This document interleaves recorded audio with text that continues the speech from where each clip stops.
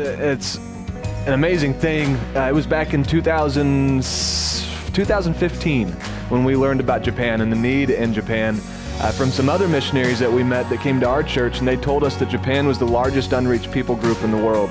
They told us that Japan had about 127 million people. Less than half of 1% of that population know Jesus as their Savior. We just thought that was just a devastating statistic.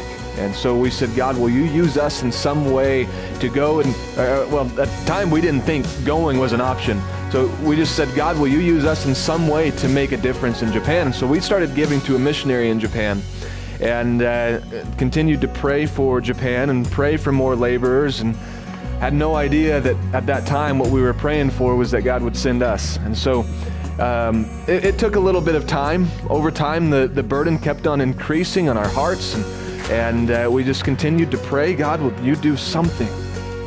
And he just kept on impressing upon us Japan over and over and over again. We came to realize that Japan itself doesn't need our money. The missionaries there, they need the support of faithful and generous people, but Japan themselves, they don't need money. Pretty well off country. They need the gospel of Jesus Christ. There is so few people who know Jesus there, and even fewer than that are the people who are going and preaching the gospel. And so they need people to go and say, I will go and preach the gospel